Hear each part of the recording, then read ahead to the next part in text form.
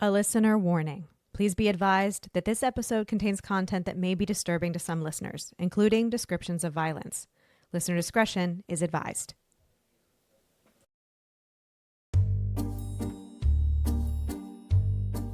Life upon the wicked stage ain't ever what a girl supposes. I'm Jen. I'm Ashley. And I'm Olivia. And we are, in fact, three different people. This podcast focuses on true crime under the spotlight of arts and entertainment. So grab your beverage of choice and settle in. Places, ladies. Here's our episode.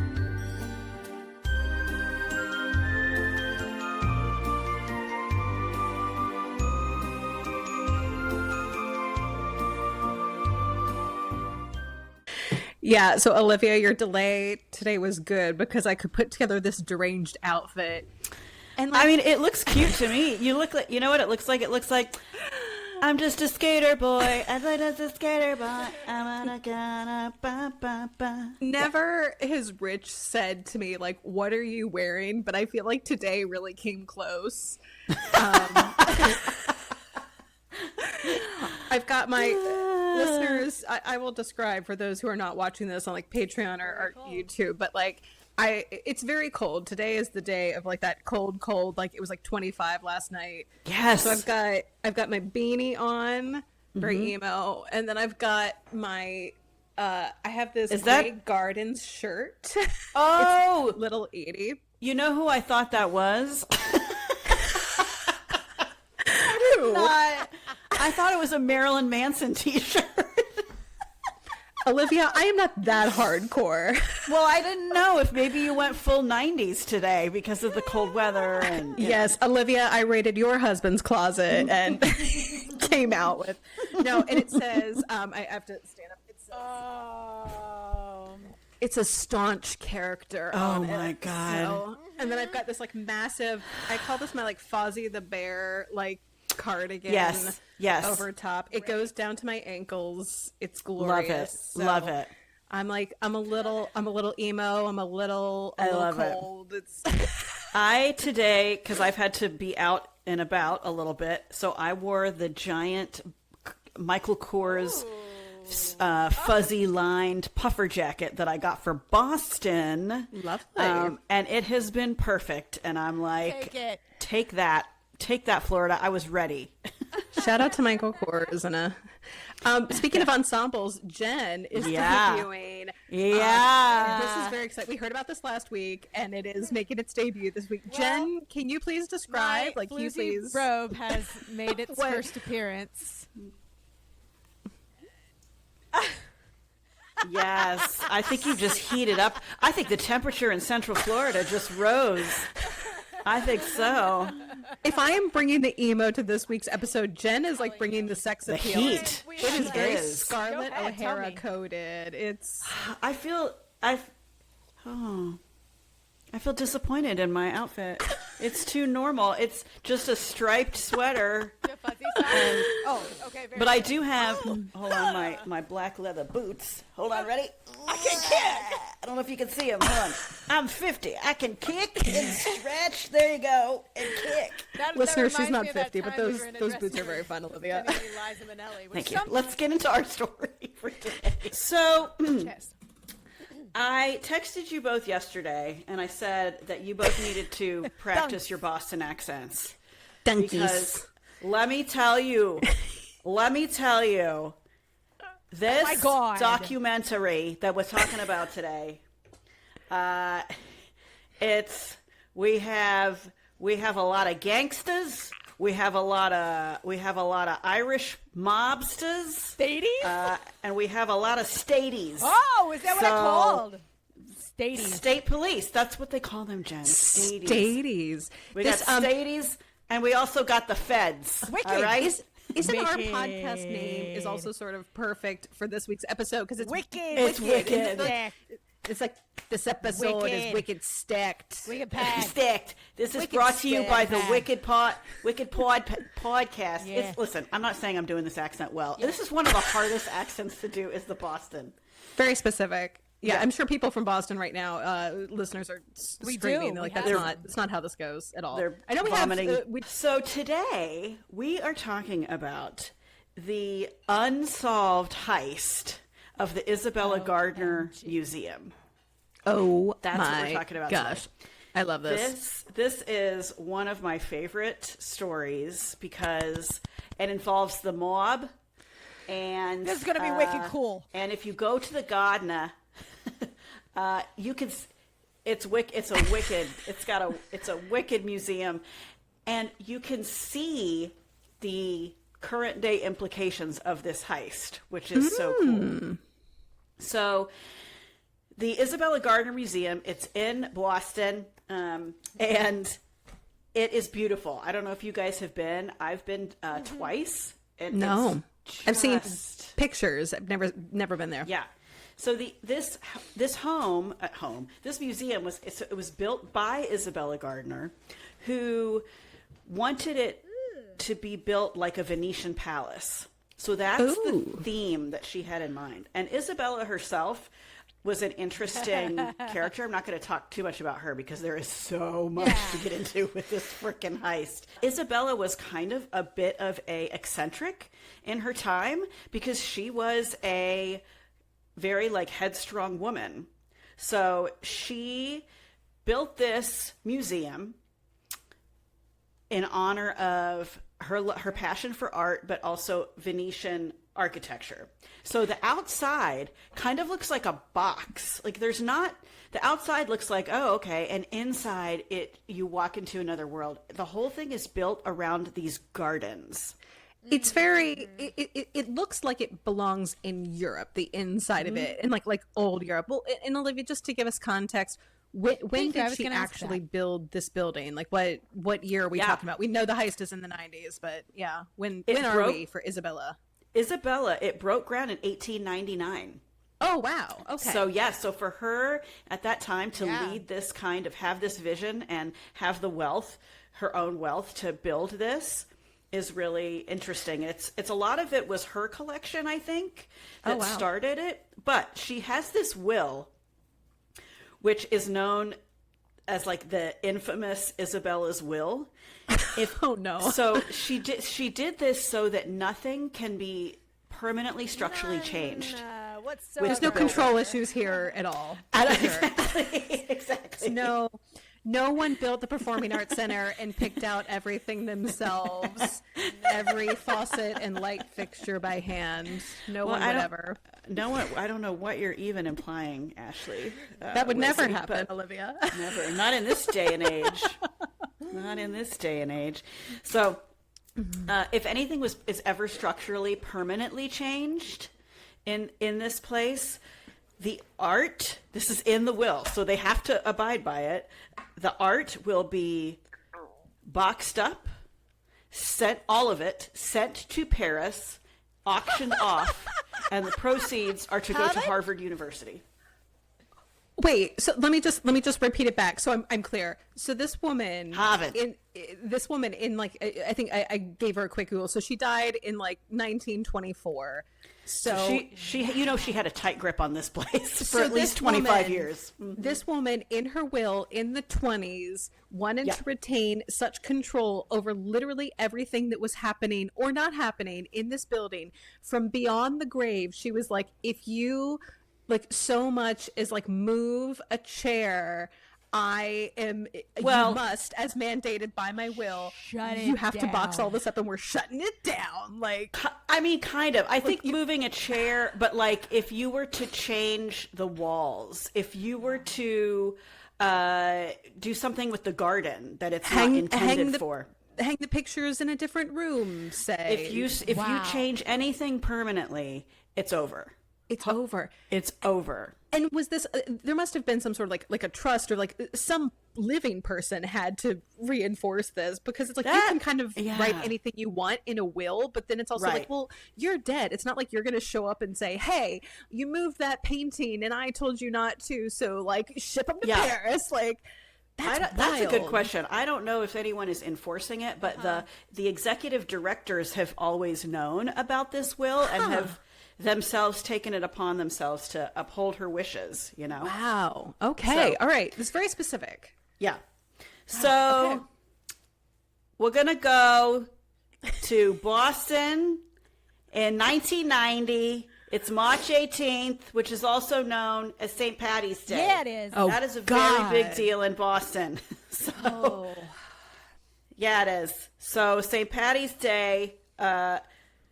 So a couple interesting things are happening in the middle of the night. There is 24-hour security at the Gardner Museum.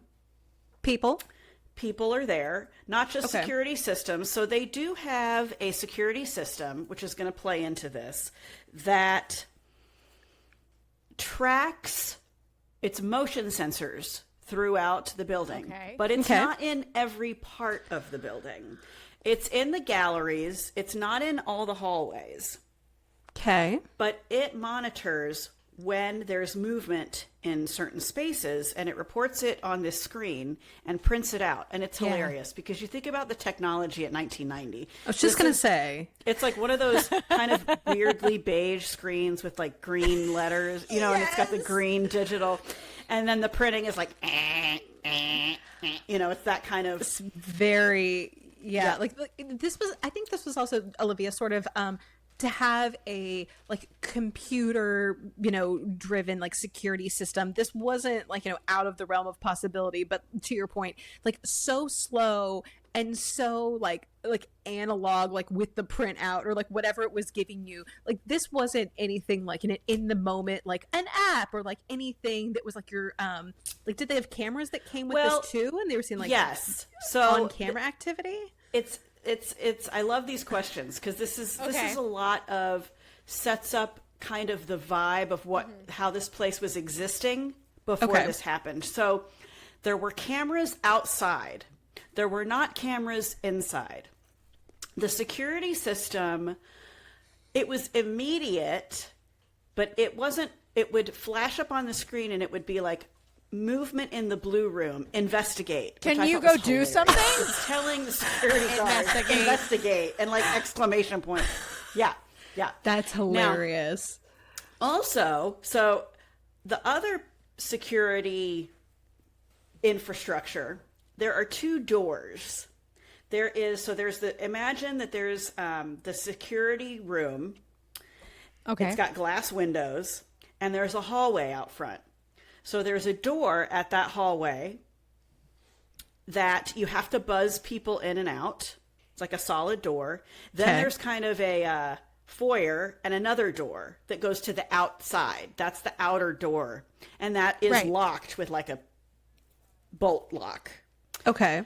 Now, the security guys overnight, they're not at the front door of the museum. This is like the security entrance, the back door, like where deliveries might come. Okay. Okay. So there's cameras off to that side of the building. The security guards that were interviewed later, there's only 2 guards, by the way. There's 2 guards on duty overnight. Now, over the course of however many months or years, security had been complaining to the chief of security that the security measures were not up to par with what the technology of the day was. They said that the kind of to your point, Ashley, there's no app that doesn't even exist yet, but they said that the alerts that would go out when the motion detectors went, they were faulty. So sometimes they would work and sometimes they wouldn't. Like false alarms / failing to record things that really were happening? Yes, both of those things. Sure. So that plays into some of this confusion as well. Now, earlier in the 80s, there was a thwarted attempt by the Italian La Cosa Nostra, if you will, to rob the Gardner. I think it was around 81, I think. There was a plot. Oh, wow. And the feds got wind of it, and they stopped it from happening. Oh, my gosh. So the Gardner, the security professionals say that should have been a Yeah. clue to Gardner administration and Step it up. please. Yeah. step it up. We're vulnerable. We're vulnerable. Yeah, the mob's, something. Do the mob's something. already looking at us. We should my probably gosh. get something in place. Right. But right. it sounds like, Olivia, it's like, so you've got like some amount of like motion monitoring, you have some amount of video, you have some people on site, but based on your description thus far, it sounds like all of it separately and collectively was kind of like patchy, like right. in your security system. Patchy. Like, In the morning, there is a couple that is out. They've been partying. This is going into Sunday, St. which Patty. is, again, 12:45, March 18th. It's St. Patty's Day, and the city is celebrating actually Right. on St. Patty's Day. So it's not that they celebrated on Saturday. I'm sure they did. I mean, I'm sure plenty of people celebrated on Saturday. Let me just. it's a whole weekend. right in But- Actually, in on Boston. But the big parade was scheduled for Sunday morning. Got it. Right. So this couple was Cheers? leaving Were they from going to one of the Cheers? bars, and they were horsing around, and they're walking. They might have been to Cheers, I don't know. And they're walking by the Gardner, and they notice there is a car sitting in front of the Gardner with the engine running. And they, as they're walking by, being, kooky, kind of drunk, heading home, they look over and they see two Boston police officers sitting in the car. They see that, they know that Right. by, they see the uniformed patch on the sleeve of the guys. The car is something I've never heard of in my life. It ends up being identified as what they thought was a blue Dodge Daytona. Oh. Anyone? So that's like a hatchback, blue, old, kind of 80s do it too. car. Gonna look it up real quick. Yeah, look up a Dodge Daytona. So they're like, they just remembered it. No big deal, because okay, maybe because they okay. were drunk and they're walking down the middle of the street and there's a couple Very cops. sporty. And they're like, "Whoa." It's very sporty, and it just even if it Doesn't it? wasn't the 80s, this car just feels inherently 80s. Right. Doesn't it, though? Sorry. Okay. So that was 12:45 in the morning. Okay. I'm going to jump now ahead Okay. to 7:30 in the morning. So seven hours later, this wonderful young security guard, her name's Karen Sangrigori. She arrives. Karen. She arrives for her shift. She loved working at the museum. She was a guard there, and she was young. I think she was going to school at the same time. She had the morning shift, so it was her usual routine. Is she would get there, she would knock on the outer door, and the guys would come let her in. Because remember, there's two doors. There is a bolted door, and then there's a door that you have to get buzzed in. Sure. So she comes up, and the outside door is unlocked. So she goes through the first door, gets to the second door, knocks, and is waiting to get the brrrr so that she can come Oh, in. no. Knocks. Nobody answers. So after a few minutes, she's like, okay, I think Karen's something might be- I concerned. think something's wrong. And so she calls her chief. Yeah, she calls the chief, and she's like, concerned. Chief, I can't get in. He's like, all right, I'll be right there. So he arrives. When he arrives, they notice that the cameras on the outside of the building have been turned to face a slightly different direction. They have to bust through the door Oh, dang. to get in. The main security office door has been broken. It's busted. There is a crowbar. There's all kinds of it looks like something happened. It's There has been in a struggle. disarray. It's in disarray. And the security footage, which back then children would have been captured on what's called a VHS. It's a big black rectangle with literally tape inside it. Be Because kind, rewind. Videotape. You know? Tape. A of tape. Video. That's right. That's right. Well, the VHS tape was gone. And there's no backup. There's no one around. Uh-oh. The security guys are not there. So the chief calls the Boston Police Department. So he calls BPD. About this time, then he also calls the director of the museum. Her name is Anne Hawley. Anne. So by the time Anne gets the call, the police have arrived. And she gets the call, and she said it's from the chief, and he says, "Anne, we have a problem. There's been a theft." Because in addition to the kind of disarray in the chief's office, on his chair, there's an empty art frame. No. Uh-oh. That's been discarded there. So they know something is definitely missing right away. Is up. Anne Hawley had been on. She was the very first female executive director that this place had. She'd been on the job 6 months when this happened. Anne. I don't know how Anne survived, and let me tell you, Anne stayed there until Good. Poor Anne. She was there for 20-something years. I have when she left. But so she stayed. She stuck it out. She didn't let this get her. She was like, I'm not going to let the bastards get me down. Oh, she worked really hard to get rid of it. By the way, I don't know where Anne's from. But Midwest. she has. Yes. That's right. That's right. Maybe she has one for purposes of the story. Who knows? Yeah. So the police arrive. And they also call in the feds. They call in the FBI because this is it's right. So there's like a Boston division of the FBI that deals with burglaries and violent theft, and specifically bank robberies. There was not an art division at the time in Boston, so they call those guys in. So they are searching for the guards. Yeah, where are these guys? They're searching. They start at the top of the building. They go floor by floor. Well, when they get to the second floor, what's called the Dutch room, they find a scene. They find there are frames that are empty that have been tossed on the floor.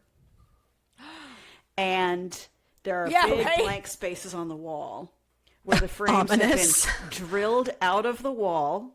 Oh my gosh. And the thieves had cut the canvas from the frames. So they had, who knows what they had, an X-Acto knives or whatever, but they didn't spend the time to take the frames apart because it's like unnail like the softer canvas, right? Because what like rolled, So instead of taking the big full frames out, which would have been huge for some of these, right? Yeah.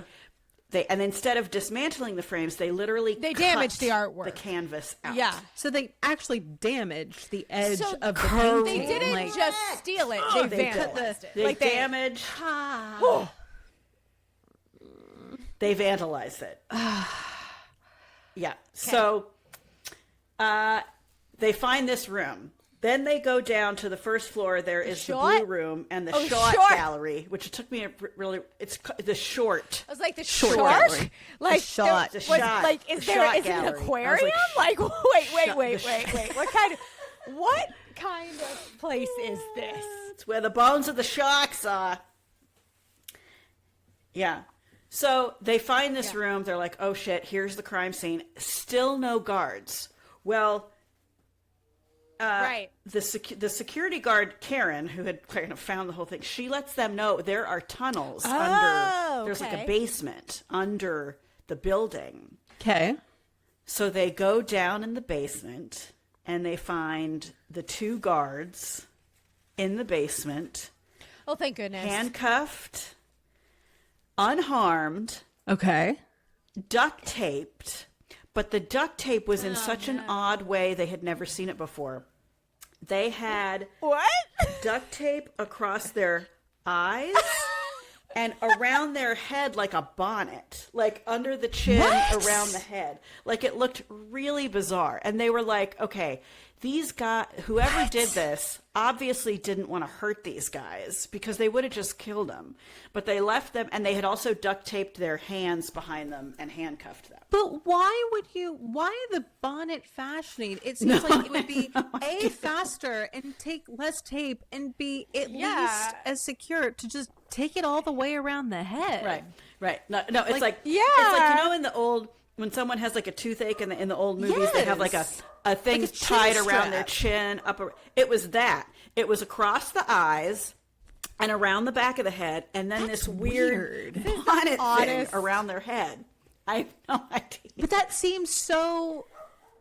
That feels like a signature, because that is so... Just like, it's not practical. Like, you would never... Right. It's like, like, I know it's like a person's not a package, but it's like you're wrapping tape around something to secure it. You would do one continuous tape. You would be like, wait, I'm going to get a little piece for your eyeball, and then I'm going to bonnet the rest. Like, what are you talking about? Like, there is a photo. It's actually kind of funny.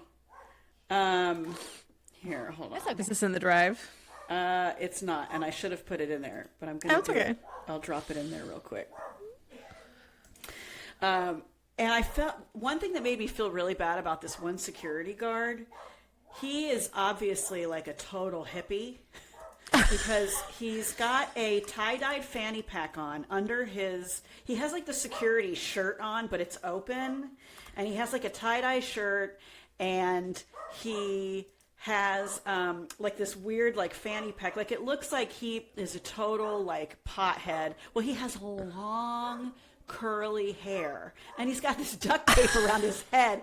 And I was like, really be horrible to get. Yeah. That's gonna be a bitch to get off his hair.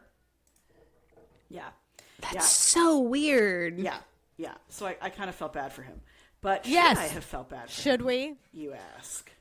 Oh, yeah, I was gonna say. I was like, are we thinking the guards are in any way either like just idiots who couldn't stop it, or are they in on it? Right. That's a good question.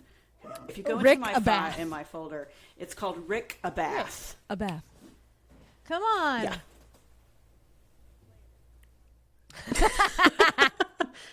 It's a play that nobody bought tickets to. It was a wash, but I'm bummed. I see what you did there. It was a little joke. Oh So if you no! open that He's image, so you're gonna hairy. see what poor Rick looked like. Rick is having a day. He's having a day, but look, he's smiling. I think he's just happy to be alive. Wow. So Maybe. That's what they did to them. It's the strangest God. duct tape job. It's so weird. So, okay. So they find the security guards. They untie them, and they immediately start questioning them, and they end up, taking them downtown to see what happened. In the meantime, Anne has arrived, Anne Hawley, the 6 month in her position executive director, and they start going through the Dutch room, the Blue Room, and the shot gallery. And there are 13 pieces of art missing. They are a Rembrandt lady. It's called A Lady and Gentleman in Black.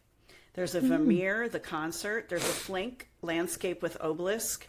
There is 2 other Rembrandts, a self-portrait etching. There was a self-portrait done in oil, but they ended up finding that one. So it was off the wall, but it was on the floor. Forgot to around take the it. corner. So we're not sure exactly. There were several sketches by Degas. There was, I think, 5, 7, 8, 9, 10, 11. Yeah, there was 5 sketches by Degas. Most of them centered around horses. Those were all gone. There was a bronze finial, which is the top of Napoleon's flag. So it's a gold eagle. That was just gone.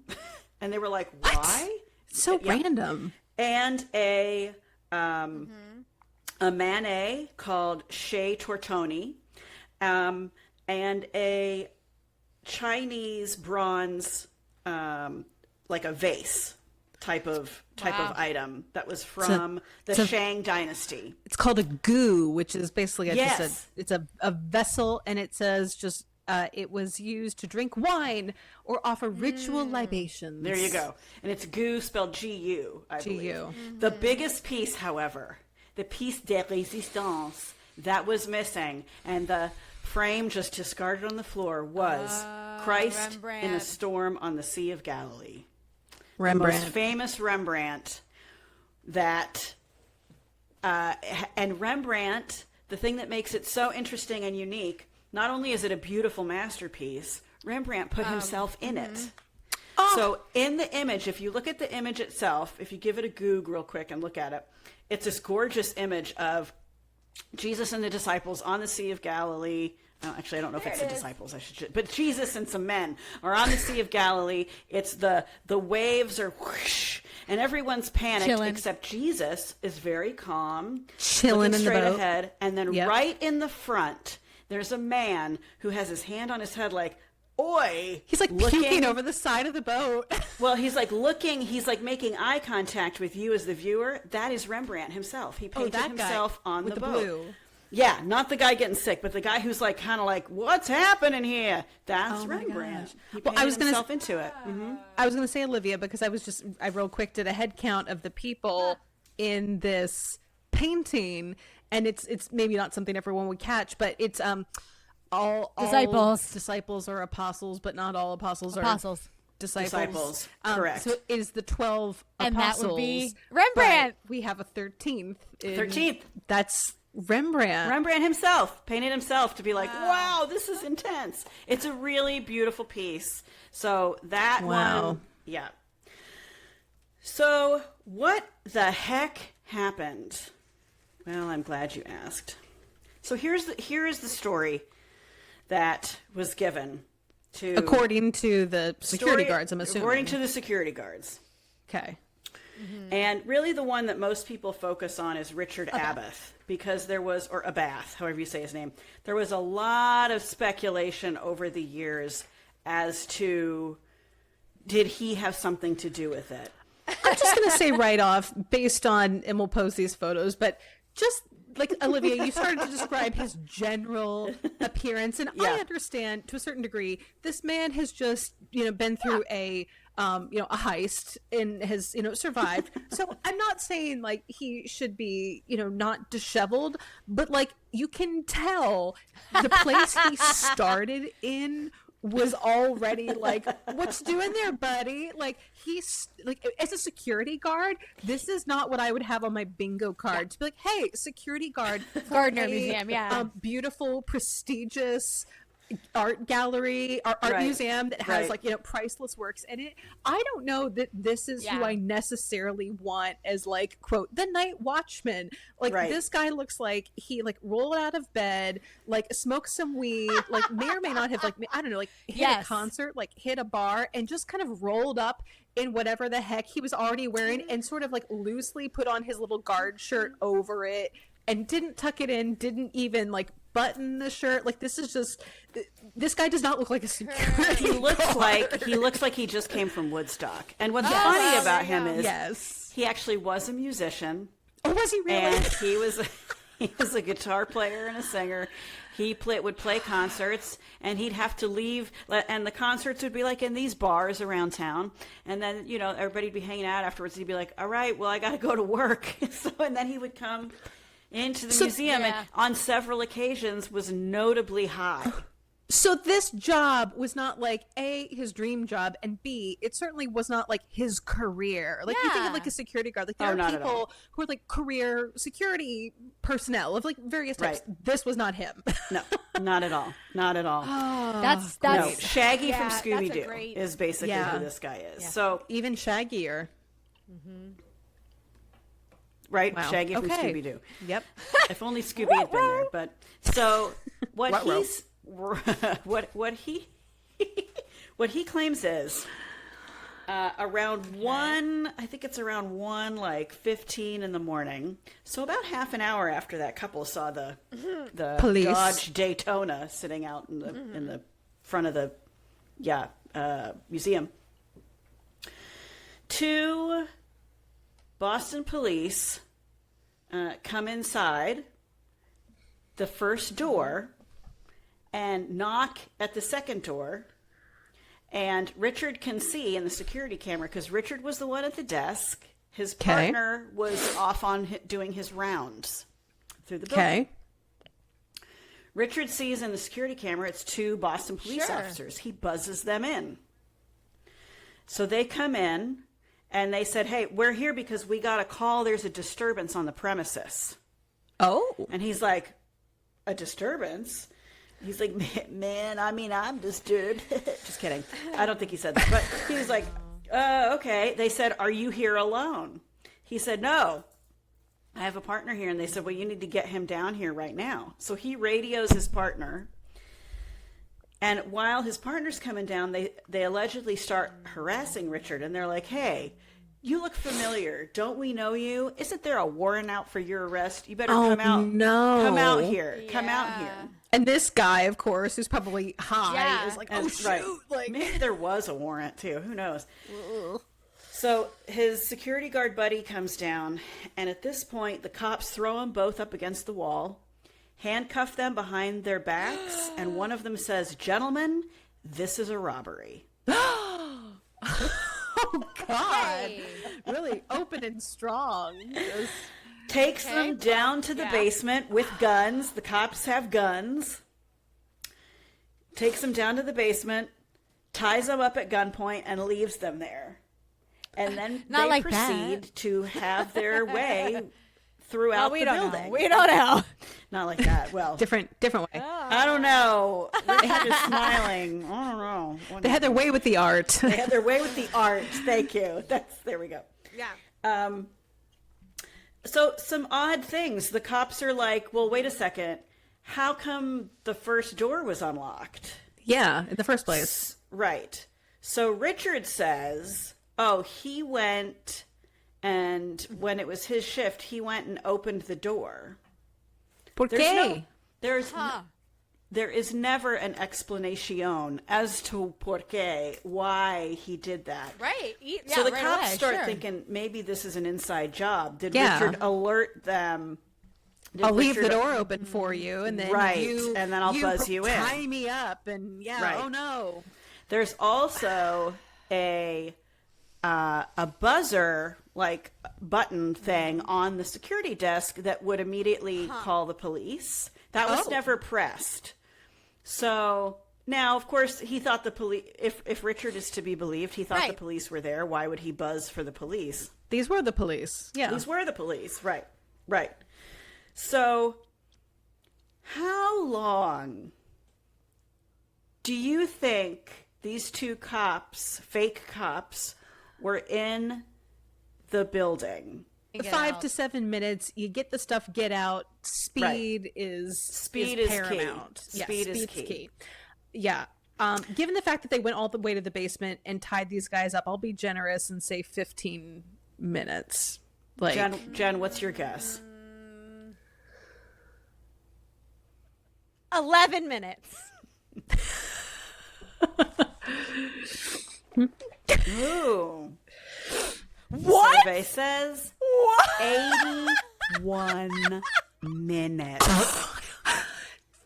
They were in there for almost an hour and a half. Almost an hour and a half. And they know this because of the motion sensor alarms. It kept going off. These guys were in there for an hour and almost an hour and a half. 81 minutes. What were they doing? Right. Well, so it took a lot of time to unscrew these paintings and cut things out of the out of the canvas. Still, however, I can't even what this tells my the brain cops, isn't braining. I just can't. Right. They took their sweet time. There are lengths. There's like 41 minutes unaccounted for based on the motion detectors. Yeah. Oh, wow. This also shows how unreliable the motion detectors may have been. But what this tells the cops is these robbers absolutely. knew They had no time. cops were coming. Yeah. They knew they had the place to themselves. Confident. They were confident. So I have confidence. now Wow. there's a few theories I'm going to rush through. Different. Right. The press is all over this. So the I press bet. have showed up that morning. Yeah.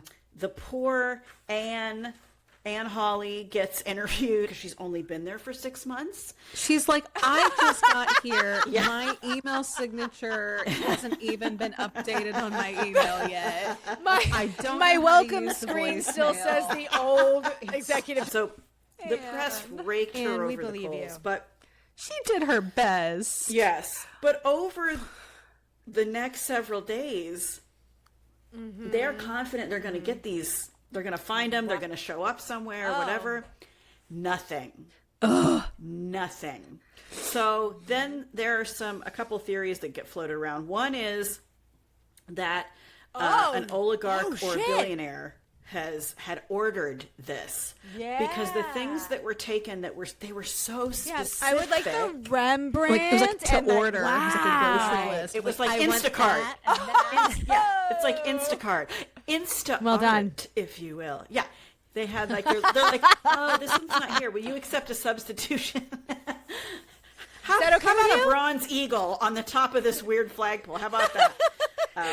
We don't have a Da Vinci. Will you take a Rembrandt? No. Refund, please. Yeah, return. There goes your tip. And they're thinking, if that's the case, these things could be in somebody's private basement somewhere. Sure. They could be on their way to Saudi Arabia. That was another thing, getting shipped out of the country. Then there's this guy whose name Kana? pops up, and his name is Miles Kana. I've heard of this person. Kana. I've heard about this. Miles Kana okay. is All a right. professional art thief. He is known to the Boston PD and the feds. Oh. He stole a Rembrandt out of the Museum of Fine Art a few years before, and he was caught. And was he? what's funny about this guy, he also was a musician and guitarist. But And he I'm like, needed to man, have a this is, survival job, so it's he was it's an art coming out of thief. the 70s and 80s. Everybody's, There's my option. I guess. I mean, Jen, there's your option. Sorry, Jen's we like, didn't I have was a season between 4 of the gigs, Kissimmee officer. experience. I had to do something. Yeah, that's right. And this happens. Basquiat's real. What? Yeah. So, hey, if anybody has Now a they're gig, coming save for me from a life Jen. of crime. All right. So, that's right. That's right.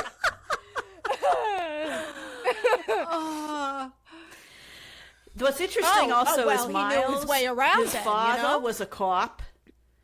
I think his uncle, his brother was a cop, and his cousin was a priest. So Miles Balance. rightfully became an Olympic art balance. thief. Like you do. Well, Yeah, also maybe balance. would know about, police, like say, like, Exactly. countermeasures, or like Right. what with the cops, like Yep. posing as an officer, like Yep. yeah.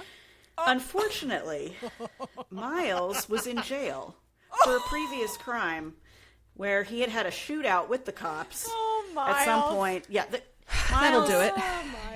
He was in jail. So Miles had the best alibi. Good And alibi. He says, because he if you watch the Netflix documentary, This Is a Robbery, I highly recommend it. Very good. He's interviewed throughout, and he says that after the robbery, prison guards came to make sure he was in his cell, Did you get out? and he was. And he was. Just making sure you're still here. Yeah. Right. So Okay. some other odd things, okay? Why were the small pieces? Right. Because some of these Yeah. pieces are very small. Like Why the are they- sketches, the the Degas. sketches. That's right. Why were they cut out? Oh, They were that's also true. cut Yeah, out. That you're could have right. easily gone under a coat, carry Yeah. it out. Why were it's they like cut out? 8 by 10. Just take it. Yeah. Why this random goo vase and this golden eagle? And wasn't also like I don't know about the goo vase, but like all the golden eagle specifically, the finial. Yeah. Wasn't that also like not really worth very Right. much? Like Yes. it wasn't valuable itself. It's like No. okay, it's in the museum technically, but it's not like oh, No. it's not in the same category as say like the Rembrandt or some of these other Exactly. pieces that are like priceless art. A couple of these things that they said they spent a lot of time getting, that thing they had to unscrew from the top of this flagpole. Some of the smaller pieces that they had to cut out, they were not worth very much money. So they can't figure out why did they take those and then these hundreds of thousands of dollars, the Rembrandt. And High ticket and low ticket. and super like, low just- ticket. So this doesn't make sense. Yeah. Why were they in there 81 minutes? There is, in the Dutch room, there was a secret door that was ajar. Why was that ajar? How would they have known that door was there? What was behind the door? It was like a storage room. Huh. Yeah. But it's like they went in there like, oh, what's Yeah. they knew about the secret door, but ostensibly Right. didn't take anything out of there. Also, correct. When the Rembrandt, the big one, the Sea of Galilee, when that was taken off the wall, it sounded an alarm, an actual like brr, brr, alarm. They didn't leave after that alarm went off. How did they know that that alarm was not going to trigger anything Call the else? police, by Right. itself. See, Because- that feels like a big smoking gun because it's one thing to know, hey, we got this guy out from behind the guard desk, so he wouldn't have like pushed, couldn't have say, like, pushed the button. panic Right. button because he thought we were the police, Right. and it maybe like none of like the motion, whatever. But if you take a thing off the wall And an alarm then starts sounding. yeah, it's like awooga noises. That to me, if I did not have specific knowledge that like, oh, it's just the sound Yeah. only, that would make me run and panic. Yep. Interesting. Nope. That alarm went off. They didn't run. Interesting. Yep. And by looking, so the other thing that was missing, besides the VHS security tape, of course, and all the art, the other thing that was missing was that, remember I told you that motion detector machine that printed out a history of the movements? Yeah. The printout was gone. Okay. So it's like they were trying to cover their tracks. But it did record it digitally. Okay. And so the FBI technicians were able to pull up the actual history of movement. So they were able to map what direction these guys went. Oh, Now, no, here's something Abath. interesting that doesn't look so good for our friend Richard Abath, the hippie security guard. Uh-oh. Ricky. Missing from the Blue Room was a Chez Tortoni by Manet. That's a pretty expensive Mana, yeah. piece, but it is small. When they went back from the moment the thieves entered, which they know was about 124 actually, is when they were able to actually pinpoint. They showed up at 124. That's when they were buzzed in. Okay. From that moment, for 81 minutes till they left, no alarms were triggered in the Blue Room. There's no evidence that they entered the Blue Room. So how did that painting disappear? A theory was that Richard was in on this because his guard pathway took him through the Blue Room before the robbery. So he was like, I know this is happening. I'm going to take this one. Right. for myself. Either for myself or I'm taking this to hand off to them.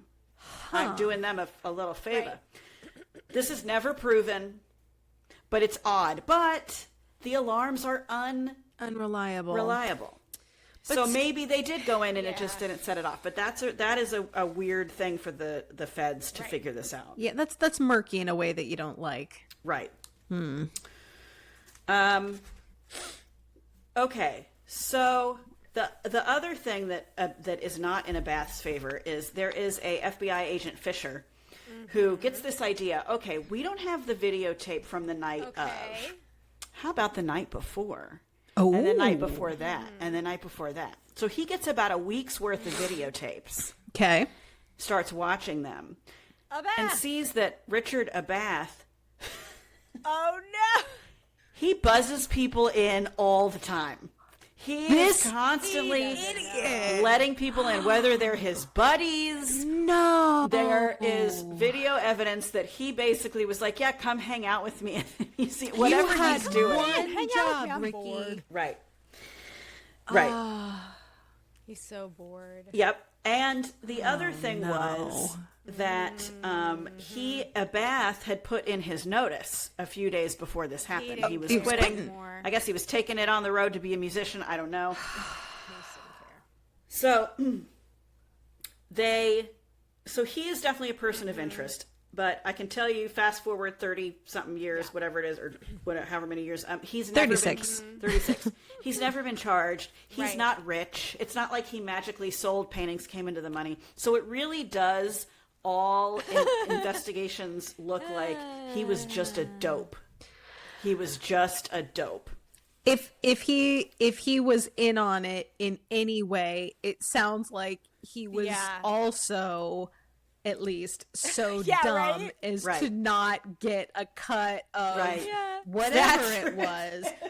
Right? Where it was like, even if like you sort of knew, it was like, oh yeah, sure, like I'll let you in. It was like, do you want to maybe be compensated for this? Like he wasn't even thinking that critically if he wasn't anyway a part of it. But okay. The other thing is he's like if he's known to leave the front door open and buzz people in, and if these robbers had cased the place before, which they must have because they knew exactly where they were going, and they knew the cops weren't coming, all that stuff, they would have known this guy's going to let him in. So I think they knew this idiot is the guy to rob. Even if they didn't know him personally, they're like, oh yeah, this employee is just terrible at his job and like does not care. Give a shit. Like, you can tell. Like they could have probably, they didn't even have to go in. They could have like seen that with like a binocular from across the street. They'd be like, oh yeah, like this guy, like he's not even doing like the bare minimum. Like can't even put his uniform all the way on.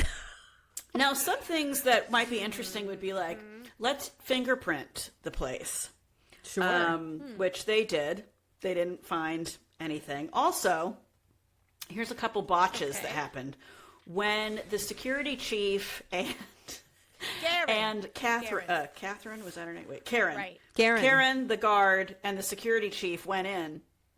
The security chief, all they know is this place is a mess. There's an empty frame. The security guards are missing. They don't know if anybody's in the building that's going to try to kill them. So the security chief picks up the crowbar on the ground and hands it to Karen. And meanwhile, Karen's like, in her mind, because she says this in an interview, she's like, uh-oh, now my fingerprints are on this crowbar. Isn't this evidence? So that's kind of botched. She did her best. Karen then did her best. She did. She's like, I don't know, but she's like, well, I guess I better hold on to this, because what if these guys are here and I have to pummel a guy with a crowbar? So that piece of evidence was compromised. Yeah. The duct tape was when they untied the guys, because remember, they had still been tied up when the cops found them. They untied the duct tape, threw it on the floor, bundled it up, the cops, threw it on the floor. What is this, your first investigation, BPD? Right. One of the police was like, wait, that's evidence. Picks it up, puts it in an evidence bag. It disappears. They don't have the duct tape. It went missing. They've never been able to test it for DNA. They didn't have DNA testing in 1990, but they do now. They could now. And we all know so many cold cases were solved because of those pieces. Yeah, the duct tape's gone. Nobody ever saw it again. Wah, wah. This is dumb. That's right. So the FBI is like, we're kind of in over our heads here. What? This isn't a bank robbery. So they call Scotland Yard. So the FBI Wait, of I'm sorry. UK. Boston. Yeah, they are like, they are, though. not that they're in over their heads, but they're not art heist guys. They are, and they were saying you got it. The streets of Boston at this time, it was two big groups, the Irish mob and the Italians. And the Irish, this is interesting. This makes sense if you've seen Good Will Hunting. The Irish mobs are in Charlestown and Southie. They're run by the Irish. And then you've got the Cosa Nostra was in the North End and East Boston. So those are the two areas. So they bring in Scotland Yard to also just they bring in like a consultant. Yeah, right. I was gonna say, I didn't think like Scotland Yard had like jurisdiction. I didn't realize you could casually like invite them to like another country where they fully do not normally can. operate. I didn't know. This Didn't was a you thing. ever see the Columbo Columbo. episode where he gets to go consult with Scotland Yard? No, I did not, Olivia. Well. Hence my question. Do we also do this? Like, do we send the FBI to like the UK? Is this a situation? Apparently we do. You could take a Humphrey Bogart and stick that in it. Olivia, have you seen Vertigo yet? No, I have not. So a consultant from Scotland Yard comes in and is like, "Look, I think this is a mob doing, because they knew too much. They'd obviously cased it. It has disappeared too fast. It went somewhere purposeful. This wasn't just bought to sell because it didn't show up anywhere." Right. A high level of planning / organization points to organized crime already in the area, and who better than one of the mobs? We have two to choose from. We have two. So the Irish mob was known for using art, because it had happened before, to buy weapons for the IRA over Like in you Ireland do. to fight against Northern it Ireland. makes So that had already sense. happened before. They had circumvented a ship. It does make sense. So, but they ruled out. Eventually, they rule out the Irish mob. Remember how I told you the Gardner had been looked at by getting hit for a robbery back in 1981? Yeah. So that was by a group called the Rossetti gang. They were a crew of Italian mafia in Boston. Okay, There we're was ready. a guy. All right, I'm going to throw out a lot of Italian names at you guys. So there was. All right, there was Bobby That's Donati. a very Italian name. That's right. So Bobby Donati and Vincent Ferrara. Now there was a lot of unrest apparently in the Italians at this time. There was a lot of unrest. There was underbosses trying to take over the bosses. There was a lot of upheaval. And guess what? Donati, who was he was a driver of Vincent Ferrara. Okay, Vincent Ferrara gets arrested. So what these mob guys liked to do was try to have leverage so then they could get each other out of jail. Kind of a Like you code. do. It's why you don't rat, blah, blah, blah. Well, so Donati was the driver of Vincent Ferrara, who was one of the mob heads in the area, and he wanted to get Vincent out of jail. Guess who Donati was friends with? Oh, Miles Connor. Aha! I Who was, in jail jail at the time of I the heist. didn't He's do like, it. it couldn't be me. I was here in That's jail the whole right. time. So they're like, we think it might have been Donati, because Donati and Miles had done some crimes together That's right. before, and they're like, well, just because Miles was in, or doesn't mean he playing the wasn't pulling strings because he was a musician. Somehow involved. Yeah. But then, yeah, well, well, then Donati turns up, decapitated and shot in the trunk of a car. So they're like, well, we don't think it was Donati. Was he still in jail? When was he It unalive? was after. It was. Okay, just making sure. Yeah. Miles Connor was still in jail. Vincent Ferrara was still in jail, and Donati turns up dead before they could ever investigate or ask him anything. Now, did he have something to do with it? Maybe. But now we are in 1991, so a year later, and he It's is not a dead. fake. He's like He's not done coming back dead, from like that, even on soap decapitated, opera. shot. Well, maybe he. That's right. Maybe he was So women with the rubbed fishies. out, as they say, because As they're like, they say. we're tying up loose ends. That's we right. don't want, because it sounds like he was a relatively low-level person. Right.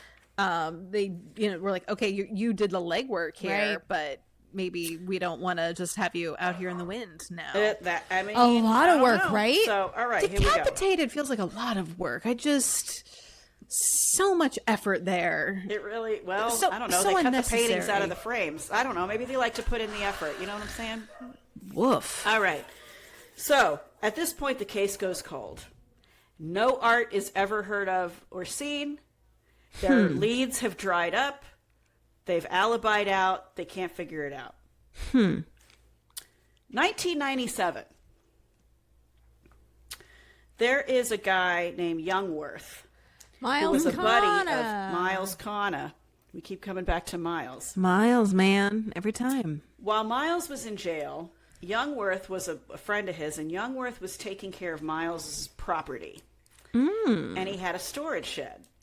Again with the storage shed and the art stuff. Yeah. That's right. Like, where will I Youngworth keep my art? exactly. And Aaron DeGroft. I'm just kidding. So And he was there too. he was there. So Youngworth opens up this shed at some point while he's supposed to be just watching Miles's stuff, and he finds all kinds of artwork in there, allegedly, and he starts selling some of it off. He's like, I'm going to make some money. I'm going to sell some of it. So he claims that he has seen the paintings. So the FBI doesn't believe him, but this one reporter, Tom Ashberg, because the reporters love this story. They keep every now and then they revisit it, and they'll go interview Miles and da da da da. So he calls. It's hot news. So he calls this reporter. I think he's at the Boston Globe, and he's like, "I've seen these paintings," and the reporter's like, "Oh yeah, prove it." So he's like. So, I was like, he gets a call from an email. Shows up at Tom Ashford's an house. email thread from. Well, sort of. An email. Right, yeah, there was right. no. There was no email then. There's Jen. email. God, it was 1990. Well, no, now we're in 97. Actually, I guess and there's AOL. There's AOL. You're right. He gets an instant message. Oh No, my and he God. says- You've got mail. He's like, I'm going to pick you up, and we're going to drive somewhere. And the reporter's Let's go. like, I'm game. All right. So Youngworth picks him up, Long Island. drives him to Long Island, to this warehouse. God. This is where horror movies He goes start. inside this abandoned warehouse, got his flashlight. It's fine. It's fine. He's like, ignore that body over there. Right? Just step over the fingers. Yeah. So It's very like Silence of the Lambs. Like Clarice is like shimmying under the thing. He's like looking around. I'm telling Buffalo you, Bill storage. Oh my this might have God. to get cut into two parts. I don't know, because we're not even halfway. Okay, so okay, no, we're halfway through. But all right, so there's just so many ridiculous twists and turns. Okay, so he takes him to this warehouse. He's got a flashlight. He pulls out this long tube, and he's opens it up in front of the reporter, and he pulls it out, and he unrolls it part of the way. Oh and the my reporter's God. like, holy shit, that's the Sea of Galilee. Oh wow. So he's like, Youngworth's like, all right, this is how I want to get Miles out of jail with this. So Youngworth's like, I'm going to talk to the lawyers and say, we got the art, you release Miles from this other offense, and you can have the art back. So the reporter's like, okay. So the reporter comes back to Boston, calls the museum, calls the FBI, says, I saw it. And they're like, the FBI's like, no, you didn't. And he's like, no, I did. And they're like, it was a fake. You didn't see the real thing. But the museum board of directors and curators are much more interested, and they're like, okay. So they start asking him questions. And he answers the questions to their satisfaction that he saw the real thing. Did it have this certain color on it? Was there a tear at the top right corner? What did the paint look like? Because they said having been rolled up for so long would have damaged and he said it looked like it was crackled. They were like, okay, oh my God, we think you really saw it. And the FBI said, nope.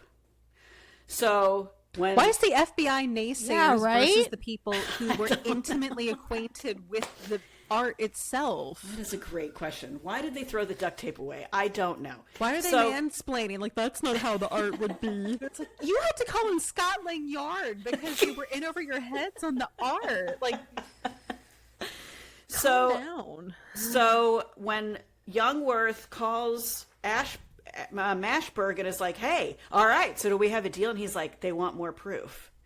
He's like, okay. So he sends them So an envelope a couple weeks later arrives for Tom Ashberg, the reporter at the Boston Herald. It's the Boston Herald. Arrives at the Boston Herald. He opens it up, and it's these photos of the art pieces laid out on this like table. Like it's the missing art. And he's like, So he takes it to the FBI, and the FBI is like, nah, I don't think so. Tell him to send paint swatches. Like, tell him to chip off a little piece because they can do some testing. Sure. Forensic. Yeah. Youngworth's like, do we have a deal? Mashberg's like, no, they want a paint swatch. Youngworth's like, all right. Paint swatches arrive at the Boston Herald. A art expert is brought in by the museum with like the, you know, what the do you call special, it? like, Glasses, to forensically look paint. at it. And he said, this is real. This is from the Sea of Galilee. Okay. And the FBI expert looks at it and says, No, nope. get that's out of here, red FBI. lake You are number, a blah, government blah, blah, employee. and You don't it know didn't shit. exist Get when out of when here. Rembrandt paint. You don't know. Stay in your lane. So, stay in your lane. This Get is a case out. of stay in your lane. If it's not your thing, if you are, I'm sorry, if you are the director of us- HR, you have no business telling the social Sometimes- media manager how to run their listen. campaign. Ashley, do you need to talk about Listen. this? She just took a big chug of her water Sometimes bottle. let artists Ashley, would you do like what to- we can do do. you wanna We get know something off your chest? things. Like, let us do things. But it's baffling to me because this is one of those things. Sorry, where it's Fitz like wanted. objective- Fitz wanted. Sorry, we're being distracted by a really Not from cute dog. Scandal. Fitzwilliam Darcy wanted. Fitz, not Scandal. Different. Acceptable fits. Your buddy.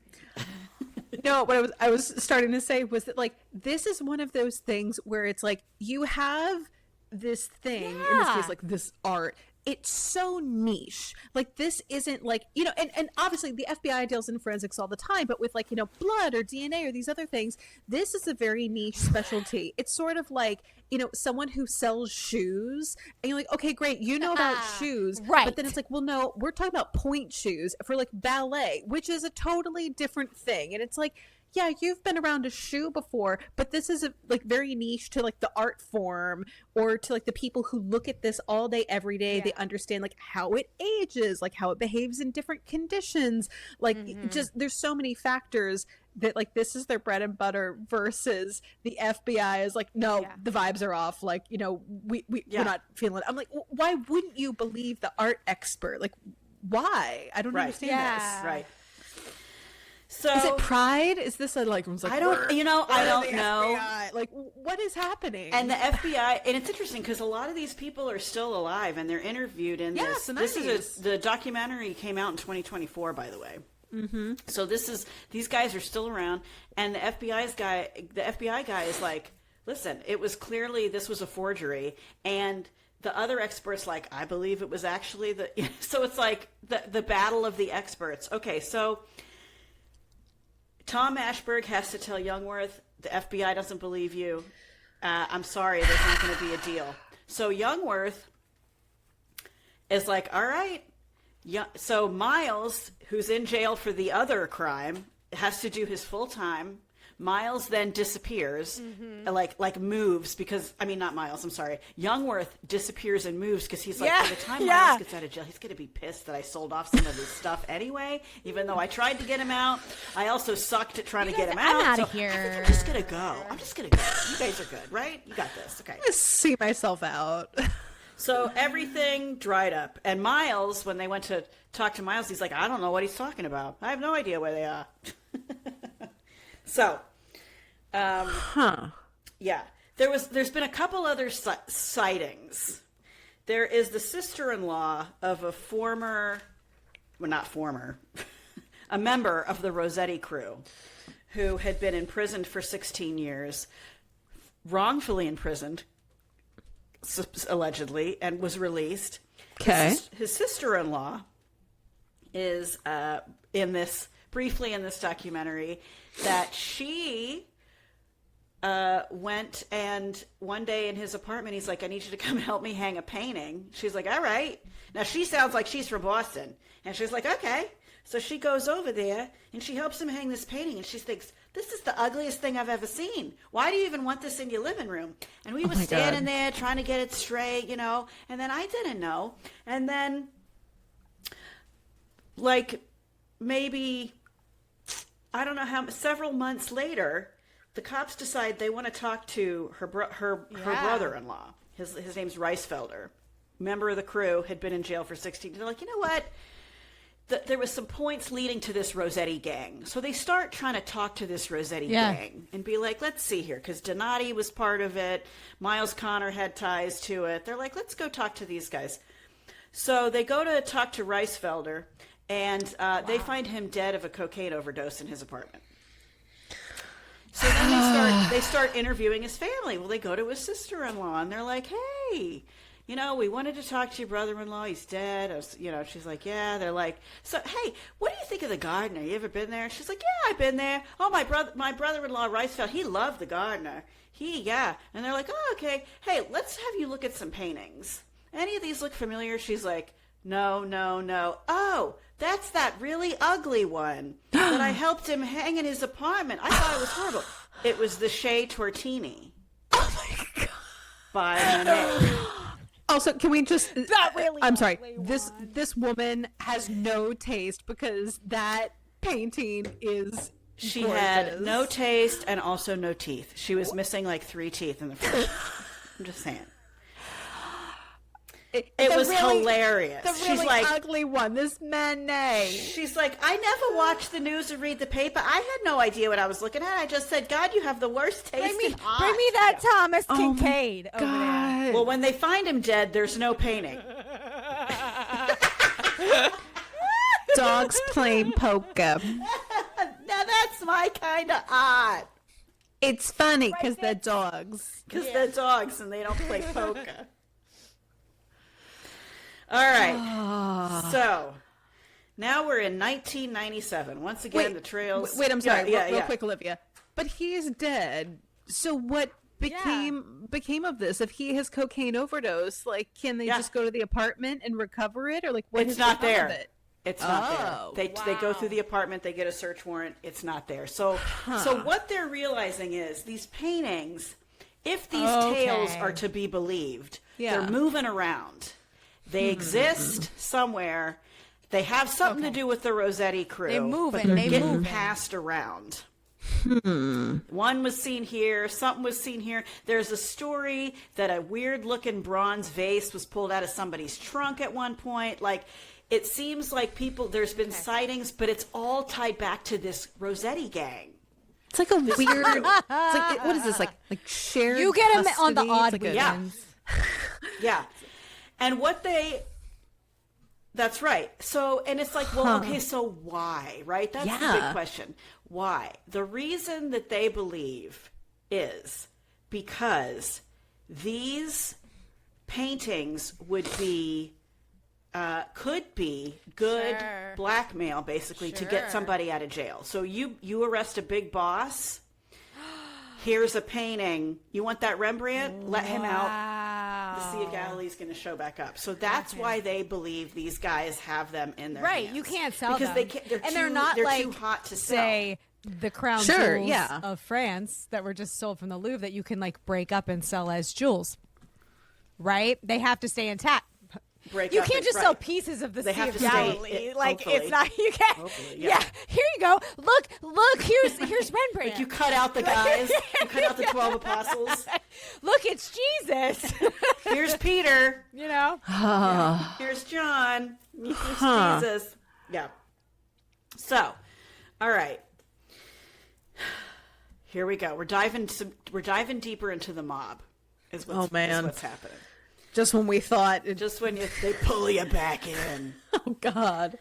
So, there is I don't know if he's a boss or an underboss or I don't know the whole structure. I'd have to ask my husband. But there's this guy... Why does he know? Yeah, because he lived in Boston at the time that this happened. By the way, I forgot to tell you guys this. So he went to the Boston... Massachusetts School of Art, and that was next door to the Gardner. So he was a college student when this whole thing went down. So he was, yeah, he was living there. Right. No, maybe he had just graduated because he was like early 20s. Yeah, so he knew he was very interested in this whole like case. Near the scene of the crime. He's like he'd seen that painting, blah blah blah. So, yeah, so that's why. Yeah, but also, what I also have learned is if you live in Boston or New York for any period of time, you know the structure of the Italian families because everybody is somehow connected. So anyway, okay. So there was a guy, Carmelo Molina. Okay. He was a boss. His associate, Anthony Romano, was pissed because Anthony had been in jail and Carmelo had apparently used Anthony's wife as a drug mule. Total side story. But Anthony was pissed. And Anthony's like, you know what? Fuck you. I'm going to turn. So Anthony goes to the feds and says, I want to flip on Carmelo. He was pissed at him and he wanted him to go down. And he goes, Carmelo knows where those Gardner paintings are. So the FBI, this guy's name is David Nadolsky, FBI agent. He's like, all right, would you wear a wire and go hang out with the Rossettis? And he's like, I absolutely would. Oh my gosh. He was already kind of in the group. So he does. So there's this group of four: Carmelo, Anthony, David Turner, Steve Rossetti. They're hanging out. They're hanging out like in a garage or something, and they start talking, and purposely Anthony starts bringing up the paintings. And the conversation is like, oh, yeah, okay. Yeah, we can't really talk about that. It was a lot of wink, wink, nudge, nudge, which confirmed to the feds these guys know where they are. Sure, they know something. But then they also hatch a plan while they're together being recorded that they're going to rob the Loomis counting house, which Loomis is the big armored car. Yeah. So the feds are like, oh shit, forget the paintings. Oh my God. Another crime is being hatched. Another crime is being hatched. So they had Anthony Romano continue to wear the wire. God. And they ended up busting up this huge armored robbery thing that was going to happen. Oh my gosh. So once again, the paintings fall to the wayside because it's like, sorry, right now, we're going to like get in front of this other thing actively happening right now. So the FBI catch them and say, we're going to let you guys off, whoever tells us where the paintings are. They ain't no rat. Nobody talks. So the three guys, they ain't no rat, except for Romano, because Romano was the inside guy. The three guys all get sentenced. Okay. One of the guys, David Turner. This gets really interesting because to me you can't get a more Irish name than David Turner, but he was part of the Italians. So David Turner, young guy, was very close to a boss named Bobby Guarente. Okay. Also part of the Rosetti crew. Okay. To Guarente, David Turner was like a son. Well, David Turner's one of the guys that got picked up in this Loomis armored car heist. So Bobby Guarente, so this all happens in 1997. In the early 2000s, Bobby Guarente is like, I got to get David out. I love him. He was like a son to me. I miss him. You know what? I'm going to trade a painting. Bobby Guarente starts talking to David Turner's lawyer. Let's make a deal. Call the feds. I'm going to make a deal for David Turner. And then in 2004, wait, how did Bobby he die? Guarente died before anything could happen. Are you kidding me? Allegedly natural causes. So the feds now, finally, after all these years, it's 2004, they have a hot lead because Guarente, they're like, this guy was going to trade for David Turner. They go and talk to his widow. And they go to talk to his widow. And his widow's like, she gets really nervous. And she goes, he had two of the paintings I saw him. I know who he handed them off to. Oh my gosh. We all went to dinner. It was like two mob guys and their wives. go to dinner one night, and Guarente gives the Gentile. paintings to a guy named Bobby Gentile. So you got Gentile and Guarente. There's Bobbies all over this situation. There's Bobbies everywhere. The mob, it's dripping with so spaghetti Italian. sauce, so because it's so convoluted. And that Bobby Gentile took him to Connecticut. Jesus. Wow. Okay. So Bobby Gentile and Bobby Guarente Bobby one, grew up Bobby together. two. It was these guys that was like they were both from East Boston. They grew up together, Bobby and Yeah, like you Bobby, do. and they became gangsters together and committed crimes together. And this is hysterical. So you have to picture this. FBI is like, we're going to plant an informer in Right. Gentile's circle because Probably. Guarente's dead now. Is his name Bobby too? No, his name was Billy. We're gonna need an informant, but it's got to be another Bobby. Bobby. We don't want to like. Robert. It was Robert. We don't want to ruin the vibe. Robert, yeah. So this is in 2010. They're like, okay, we're going to plant an informant again. With They the don't have informant any other plays. in- That's all they have. infiltrate this guy's circle. Informant. So at this point, this is all they have. At this point, Bobby Gentile, he's no. old. He's probably in his 70s. Oh no. He learned during one of his stints in jail. He learned in prison. He learned to cook. He loves cooking these big Italian dinners for his old gangster buddies. So they all come over to his. Of course, he owns like a mechanic shop because they all do. Casual. They all like to come over to his mechanic shop and they hang out and they sit around on drums and he makes a big spaghetti dinner and they all talk the shit about, remember when we pulled this job and remember when we pulled this job? So they plant an informant somehow in this group of old Italian gangsters sitting around eating spaghetti in the mechanic shop. Oh my gosh. So, once again, while they're there, they start talking about the informant starts talking, Right. And he's trying to get some kind of information. Steer the going. conversation casually. Yeah. And Gentile pulls out a bottle of painkillers that he had a prescription for, and the informant's like, "Oh, hey, how much can I get one of those?" And Gentile goes, "Yeah, I'll give you the bottle for $300. So the FBI comes in and arrests Gentile for solicitation to sell an illegal substance. I mean, cool, but that was not the point of this gathering at all. But that now they can ask him about the getting Al paintings Capone on because they've tax taken him evasion, into you know? custody. Okay. Yeah. So All they right. exactly. So Something. They've got him arrested. They get a search warrant for his house. They were so certain because of the information they had that Gentile had these paintings. They had a press release written. They had a presser scheduled. Oh, wow. They had posters made that were pictures of the paintings that said recovered by the FBI that they were going to hand out. Spare a moment for the graphic designer who was tasked to do this. Like, the unhinged creative brief. They're like, you wanted me to make what? And they're like, trust me, it's going to be huge. This will be great exposure. We have no budget, but... We have no budget because we've spent it on the armored car raid that we had to pull off they just instead. hired some child. They were just like, no, yeah. I mean, totally art, found it out. Like, yeah, they're like, we don't Some poor have a budget. Some poor freelancer, like Connecticut. Exactly. No, you know what? They were probably But, from the you know, Boston, we don't have a budget, Boston but it's College great of Art, the Massachusetts College of Art, and they gave him an art project. Because as Some you know, we don't 22-year-old need to named pay our Kevin, bills. Just like, great just- exposure, everybody.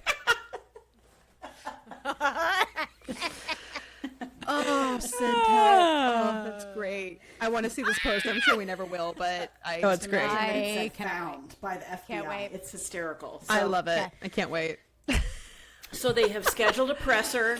They're ready to go. Meanwhile, the SWAT team has come. They have helicopters. They have excavators. They are digging up his property. There's so many Ready. sheds. Once again, we have a shed in the backyard. And They the go into the shed. They find a trap door.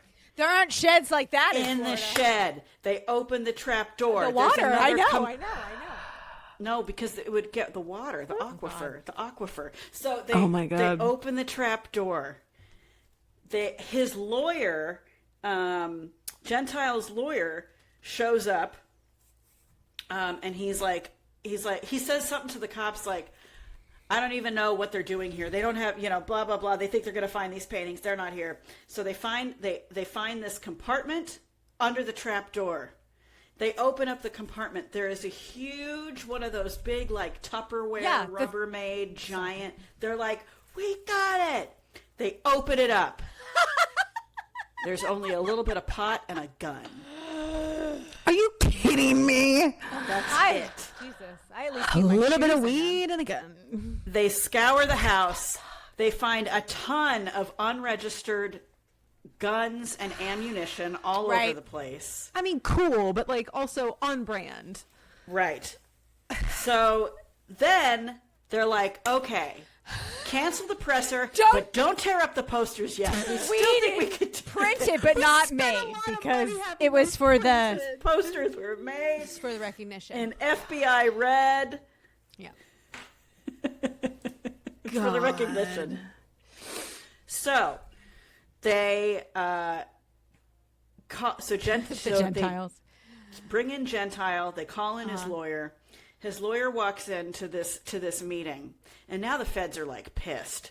So this meeting, there's 12 agents, 3 ADAs, and a polygraph expert, and they're like, we're hooking Gentile up, and he's going to take this polygraph. And he takes the polygraph, and they go one at a time through each of the 13. Have you seen this one? Have you seen this one? And he says no to all of it. Do you know where they are? He says no. Were you part of did you help arrange the heist? Do you know where they are now? No. He failed 90%. I was about to say, but you can't admit those to court, but that's bad. That's 90% is really, really bad. Well, that's pretty also, bad. Yeah, like polygraphs, you can. I was just going to say, Jen, you can beat them as that's basic that's instinct. bad. But that's to 90% fail a polygraph, that's kind of a smoking gun there. Right. So he gets sentenced to all these years in jail because of the guns. And again, tell us where the paintings are. You can get out. I don't know what you're talking about. So that was all 2012. So he serves his time. He has gotten out of jail. Since been interviewed by reporters, claims he knows nothing, but he was a made man in Philadelphia. So the feds think that's where the paintings might have ended up, is somewhere in Philadelphia. Okay. Huh. 2013. The FBI holds a big press release. I don't know if it's because they still had the posters in the closet. Went into the closet I'm not quite sure what happened. We got to use these like, again. Hey, what are these?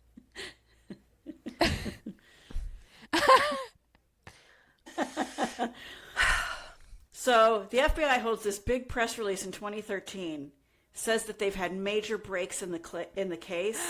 They know who the guys were that acted as the cops. Real close. But they don't know where the paintings are yet, but they're really close to finding them. Huh. And the press is like, all right, well, who were the guys? And they're like, we're not going to tell you because it's an ongoing investigation. It was the most pointless press release you've ever seen. So the reporters, though, go and find the documents, like court filings. They were able to figure out who the two people of interest were in this. The two names that they think were the cops, and now would not be the only people involved, but they name off everybody that they think is involved. And it's all the Rossetti gang. So they are like, these are the guys, and they think the cops were Reisfelder, the guy who's did the time, got out, whose sister-in-law helped him hang the ugly painting. Mm-hmm. And this other guy who we haven't talked about, we're not going to, but his name's Lenny DiMuzio. Lenny, and yeah. So those were the two guys that they think did it. Could they go arrest him? Well, in 1991, as you may recall, Reisfelder died of his OD. Also in 1991, of course he does. Lenny DiMuzio disappears. Casual. He turns up months later in a trunk of a car in a parking lot that's been sitting there for months in 1991. Yeah. They believe swimming with the fishes. That's right. They believe he was killed by none other than David Turner. Right. The perfect Irishman. The guy who was like a son to Garanti.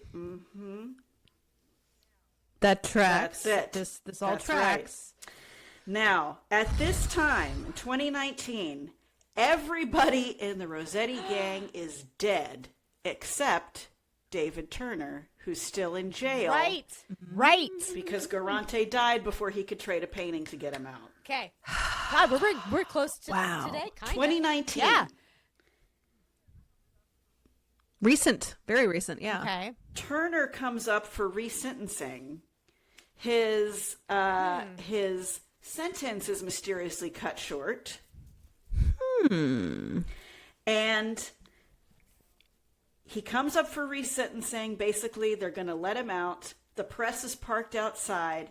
This guy's been in prison for 21 years, David Turner. He was a young man when he went in. Now he's in his 50s. Really? Yeah.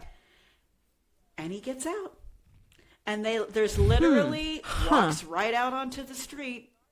What's one of the first questions a reporter asks him? Oh, yeah. You know where those Gardner paintings are? Oh, my God. Oh, it's too bad he goes, I'm not gonna didn't talk say to I'm you not going guys. to tell you. It's like, I'm not going to tell you. it's like I Can just I have- got out of prison. Can I take Can a I get a dunk? Like, That's right. Like, can I get a dunk? Can I get a dunkies first? Yeah. Let me get a Dunkies. On my way to Dunkies. I'm going to go to the Packy, and then I might talk to you about some paintings. A bath? Yes. Richard Abath, the security guard, Abath. That guy. Sure. That guy, he died in 2021. Smoked Maybe like a COVID, chimney, we don't know. so there was some kind of a lung Okay. infection. Died in 2021. Okay.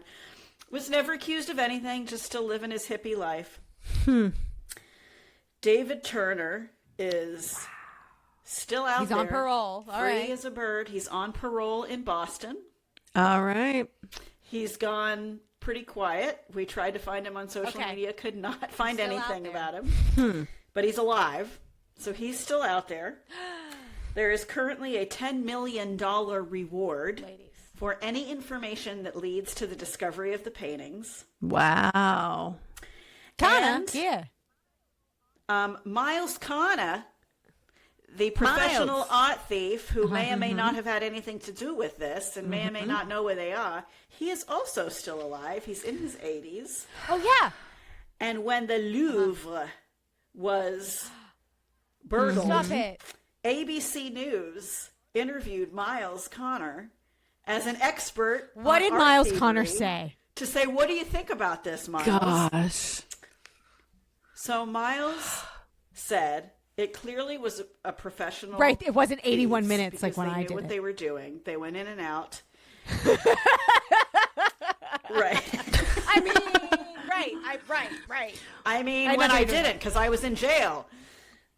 God. He said it's his belief that those guys, because one of two things, he says there's only two reasons you would do something like an art heist or a jewelry heist that big. One is you wait for a huge reward to be offered, Right. and then you return them with immunity and get the reward money. Right. Yep. The other is because someone paid you to do it for them. They want to have it. And he believes, because they've not shown back up, that Yeah. it was the second, that somebody, some prince Wanted or their some jewels. whatever in some other country, some wealthy eccentric wanted them, paid somebody to get them, and they said, do you think they're cut up somewhere? And he kind said, of absolutely monster? not. He's like, what kind of monster would do that? Miles. Well, I don't know. Who cuts paintings out of a frame, Miles? Wow. So that's Wow. his opinion. So 36, to this 36, day, yeah. how many years did we say? 37? 36. 36 years later, the actual frames are hanging in the Gardner, empty, where the paintings were. Because you can't change anything. All the money's going to Harvard. No changes. That's right. Wow. And maybe one day they'll be returned. Wow. Incredible. Well done, Olivia. That's a windy road. I hope riveting. it didn't hope it didn't lose anybody, because a lot of Bobbies. When in doubt, it's Bobby G. A lot of Bobbies, a lot of Italians, and a lot of bopping around Boston and the Northeast neighborhoods. I'm going to do Jerry Lee Lewis and his scandals, because there were he married his cousin. many. No, there were more. Oh. Dark. Just a dark. Yeah, he married his cousin, but that's like the least of it. The least problematic thing he did. Yikes. That he married his 13-year-old cousin. Great balls of fire. Oh, scandal. We haven't had a scandal in a moment. Yeah, and it's just like this whole fact that, he was a very famous white man, and like these things that he didn't fucking matter. It's really sad, because it's like you want to be like, that was a long time ago. It's different now. And no, it's not. Nope. And then the Epstein files release even more documents, and you're like, ugh. If you're a criminal or a predator, you deserve to be held accountable, and you're gonna get the awooga noise from us. Awooga noises. That's exactly right. Well, Jen, you better have that button ready for next week. It's gonna be so ready. Sounds like it's gonna get a workout. Sure is. And scene. Thanks for listening to this week's episode of the Wicked Stage Pod. Follow us on Instagram and check out our Patreon for more exclusive content. These deliciously wicked episodes drop every other Friday, so make sure you subscribe or follow and don't get left waiting in the wings.